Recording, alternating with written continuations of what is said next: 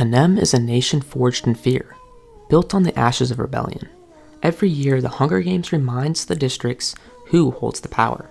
2 tributes from each district are sent to fight for survival in a brutal spectacle that the capital watches with delight. But what if this year, the girl on fire never stepped forward? What if Katniss Everdeen didn't volunteer to save her sister Prim? In this alternative timeline, the reaping unfolds just as it did before. Effie Trinket's voice, sing-song and cheery, cuts through the air as she reads the name that will shatter one family's world. Primrose Everdeen. A 12-year-old girl, fragile and innocent, steps forward, her eyes wide with terror. But this time, Katniss Everdeen does not move. Her legs feel like lead, her voice caught in her throat. She wants to scream, to volunteer, to save Prim. But fear and hopelessness hold her back, her mind racing. What if she fails? What if both of them die? Her silence seals Prim's fate as her sister is led to the stage, her small frame dwarfed by the weight of the capital's cruelty. Prim's journey to the capital begins alongside her fellow tribute, Peeta Mellark. Unlike Katniss, Prim lacks the survival skills to navigate the horrors ahead. She is gentle, kind, and utterly unprepared for the brutal realities of the games. Peeta, driven by his love for Katniss and his own survival instincts, makes a silent vow to protect her at all costs. Their mentor, Haymitch Abernathy, struggles to create a winning strategy.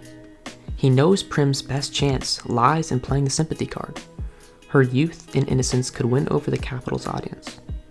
Sponsors might pity a child thrust into such a brutal fight, but even with capital support, the odds are stacked against her. Haymitch's cynicism deepens. He knows the capital doesn't reward kindness, it exploits it. The capital is a world of dazzling lights and excess, a stark contrast to Prim's humble life in District 12. Her innocence captures the capital's attention, and soon she becomes a darling of the audience. The capital loves a story, and Prim becomes its fragile protagonist. During the pre-game interviews, Prim's vulnerability shines through. She speaks about her family, her love for her sister, and her dreams of becoming a healer like her mother. The audience is moved. Sponsors begin to pledge support, sending gifts that could mean the difference between life and death. But every act of kindness in the capital has a price. The 74th Hunger Games begin.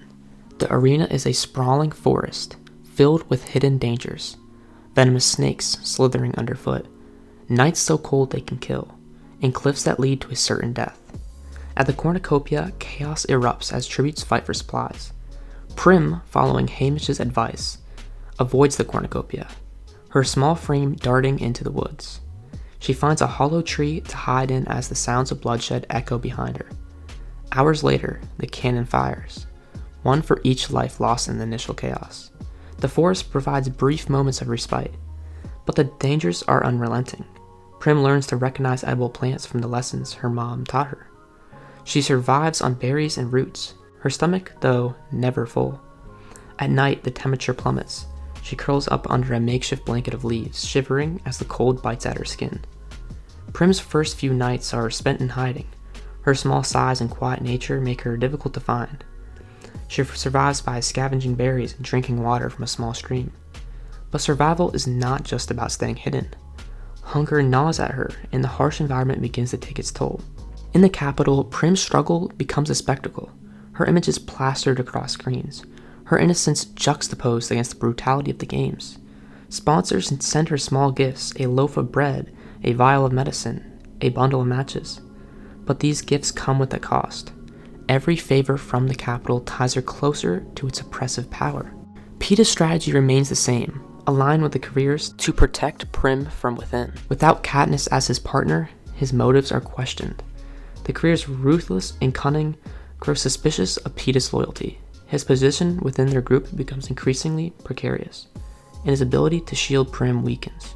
Prim's kind heart leads her to form a fleeting alliance with a boy from District 11. Together they share resources and look out for each other. For a brief moment there's a sliver of hope. 2 children against a world designed to destroy them. But alliances in the games are very fragile. At night, they take turns keeping watch, whispering about their families and their dreams of going home. But trust is a luxury in the games, and alliances are fleeting. When the careers find them, the boy's selflessness becomes his downfall. His sacrifice buys Prim precious time to flee, but the weight of his death lingers, a reminder that no act of kindness goes unpunished in the games. His sacrifice is heroic but devastating. As Prim flees into the forest, tears stream down her face. The Capitol spins the moment into a narrative of tragedy, broadcasting it to an audience that feeds on despair.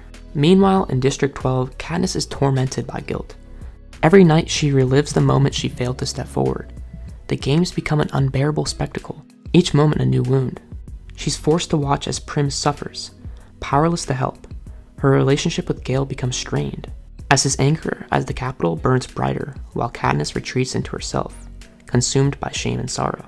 In the arena's final days, Prim faces her greatest challenge. The careers close in, their eyes gleaming with the thrill of the hunt.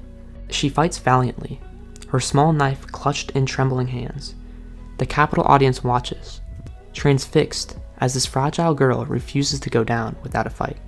But in the end, the odds are insurmountable. Her death is slow and agonizing, a performance that cements the Capitol's power. In that moment, the world seems to stop for Katniss. Her silence during the reaping has led to this. The fire within her extinguishes, replaced by a hollow ache. Her death sends ripples of sorrow throughout Panem, but without Katniss as a symbol of defiance, this sorrow does not spark rebellion. Instead, it feeds the Capitol's narrative of control and hopelessness. The district remains subdued, the Capitol's grip tightens, and the games continue year after year.